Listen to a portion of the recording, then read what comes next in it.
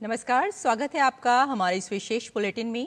मैं हूं रेशमा आपके साथ और मेरे साथ हैं मेरे सहयोगी शरद मुदगल।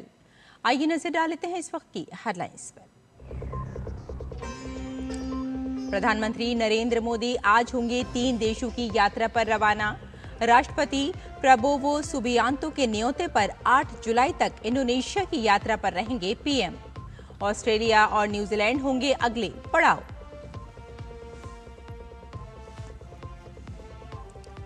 सहकारिता मंत्रालय का 5वां स्थापना दिवस आज। सहकारी क्षेत्र से जुड़े लोगों से संवाद करेंगे गृह एवं सहकारिता मंत्री अमित शाह। नई दिल्ली में होगा आयोजन। श्री राम जन्मभूमि तीर्थ क्षेत्र ट्रस्ट सदस्यों की बैठक आज। कथित चढ़ावा चोरी विवाद की निष्पक्ष जांच पर होगी अहम चर्चा। श्री राम मंदिर जन्मभूमि तीर्थ क्षेत्र के अध्यक्ष महंत नृत्य गोपाल दास करेंगे अध्यक्षता।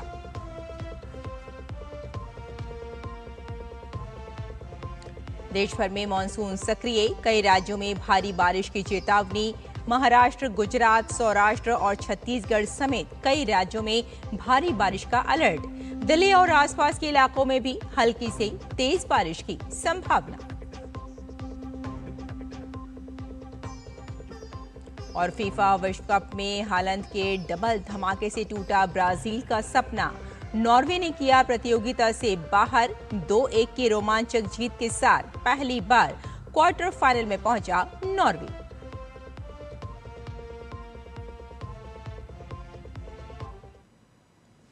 और अब समाचार विस्तार से। प्रधानमंत्री नरेंद्र मोदी आज से 3 देशों इंडोनेशिया, ऑस्ट्रेलिया और न्यूजीलैंड की यात्रा पर रहेंगे। इंडोनेशिया गणराज्य के राष्ट्रपति प्रबोवो सुबियांतो के निमंत्रण पर प्रधानमंत्री आज से 8 जुलाई तक इंडोनेशिया की यात्रा करेंगे। ये प्रधानमंत्री की इंडोनेशिया की चौथी यात्रा होगी और मई 2018 में भारत इंडोनेशिया संबंधों को व्यापक रणनीतिक साझेदारी के स्तर तक उन्नत किए जाने के बाद उनकी पहली द्विपक्षीय यात्रा होगी। इंडोनेशिया के बाद प्रधानमंत्री 8 से 10 जुलाई तक ऑस्ट्रेलिया के प्रधानमंत्री एंथनी अल्बनीज के निमंत्रण पर मेलबर्न की यात्रा करेंगे। मेलबर्न में प्रधानमंत्री अल्बनीज के साथ द्विपक्षीय वार्ता करेंगे। वहीं न्यूजीलैंड के प्रधानमंत्री क्रिस्टोफर लक्सन के निमंत्रण पर प्रधानमंत्री मेलबर्न से 10 से 11 जुलाई 2026 को ऑकलैंड की राजकीय यात्रा पर जाएंगे।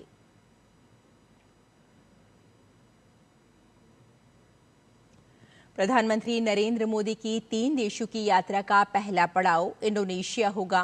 ये यात्रा केवल द्विपक्षीय संबंधों तक सीमित नहीं, बल्कि भारत की एक्ट ईस्ट और इंडो पैसिफिक विजन को नई गति देने वाली मानी जा रही है। जकार्ता में प्रधानमंत्री राष्ट्रपति प्रबोवो सुबियांतो के साथ व्यापक वार्ता करेंगे और दोनों देशों के बीच रणनीतिक, आर्थिक तथा सांस्कृतिक साझेदारी को और मजबूत बनाने पर चर्चा होगी। दोनों देशों की दोस्ती प्राचीन सांस्कृतिक विरासत और आधुनिक रणनीतिक साझेदारी पर आधारित है। भारत की हिंद प्रशांत नीति के संदर्भ में भी पीएम की यात्रा बेहद अहम है। अपने विशाल आकार और रणनीतिक भौगोलिक स्थिति के कारण इंडोनेशिया ने हमेशा मलक्का, जलडमरू मध्य और आसपास के समुद्री क्षेत्र की सुरक्षा एवं स्थिरता में महत्वपूर्ण भूमिका निभाई है। ये समुद्री मार्ग भारत के लिए बेहद अहम है क्योंकि ये हिंद महासागर क्षेत्र के सबसे महत्वपूर्ण समुद्री व्यापारिक मार्गों में से एक है। भारतीय समुदाय से संवाद और प्राचीन सांस्कृतिक विरासत के जुड़ाव भी इस यात्रा के अहम पड़ाव होंगे। प्रधानमंत्री के दौरे को लेकर लोगों में जबरदस्त उत्साह है। आज सहकारिता मंत्रालय का 5वां स्थापना दिवस है। इस अवसर पर केंद्रीय गृह एवं सहकारिता मंत्री अमित शाह नई दिल्ली में कई महत्वपूर्ण पहलों का शिलान्यास और उद्घाटन करेंगे। ये समारोह प्रधानमंत्री नरेंद्र मोदी के सहकार से समृद्धि के विजन और अमित शाह के नेतृत्व में आयोजित किया जाएगा।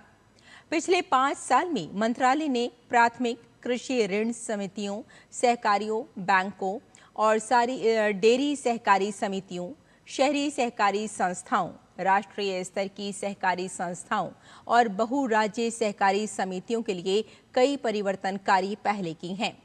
कार्यक्रम के दौरान अमित शाह विश्व की सबसे बड़ी अन्न भंडारण योजना के तहत 232 अन्न भंडारण गोदामों का हस्तांतरण, लोकार्पण और शिलान्यास करेंगे। कार्यक्रम के दौरान 50,000 पैक्स का ई पैक्स में अपग्रेड किया जाएगा, जो जमीनी स्तर की सहकारी संस्थाओं के डिजिटल सशक्तिकरण की दिशा में एक महत्वपूर्ण कदम है। ये समारोह किसानों, महिलाओं, युवाओं, छोटे उत्पादकों, डेयरी किसानों, शहरी सहकारी संस्थाओं और ग्रामीण संस्थाओं को सहकार से समृद्धि तक विकसित और आत्मनिर्भर विजन से जोड़ने वाले सहकारी इकोसिस्टम के निर्माण के प्रति मंत्रालय की प्रतिबद्धता को और मजबूत करेगा।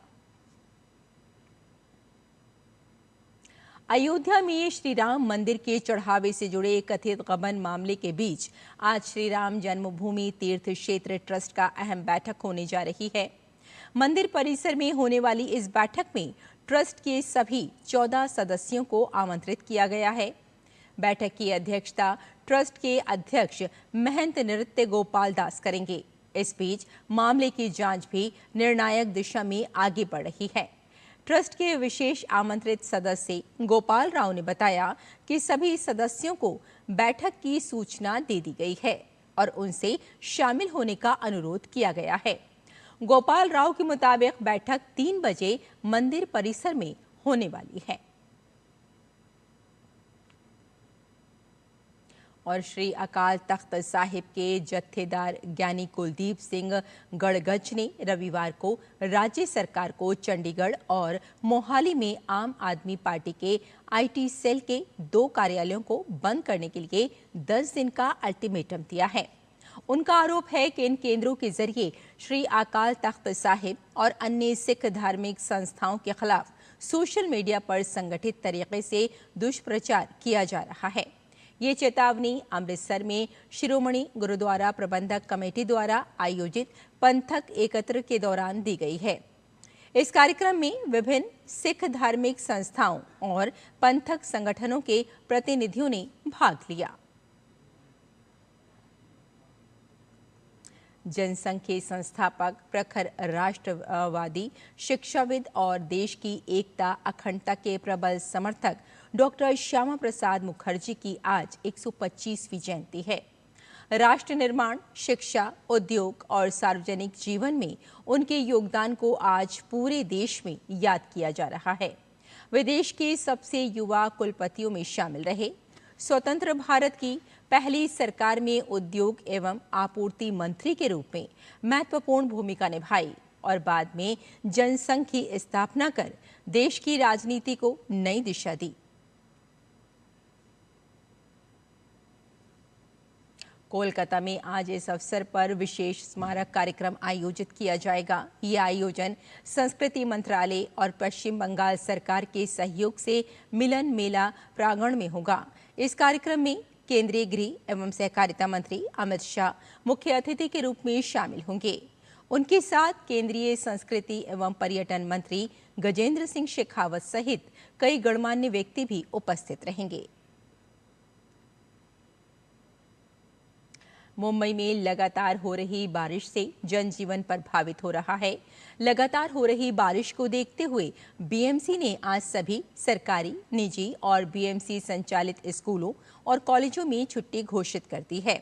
आईएमडी ने मुंबई के लिए ऑरेंज अलर्ट जारी किया है, जिसके मद्देनजर छात्रों की सुरक्षा को ध्यान में रखते हुए ये फैसला लिया गया है। मुंबई विश्वविद्यालय ने 6 जुलाई को निर्धारित सभी परीक्षाएं स्थगित कर दी हैं।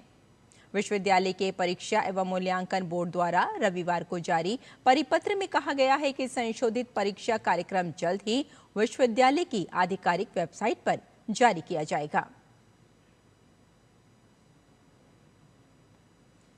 और न्यू जर्सी में खेले गए फीफा विश्व कप के रोमांचक मुकाबले में नॉर्वे ने फुटबॉल जगत को चौंकाते हुए ब्राजील को 2-1 से हराकर पहली बार विश्व कप के क्वार्टर फाइनल में जगह बना ली। इस ऐतिहासिक जीत के नायक बने अर्लिंग हालांड, जिन्होंने दूसरे हाफ में 2 गोल दागकर ब्राजील की उम्मीदों को धराशायी कर दिया।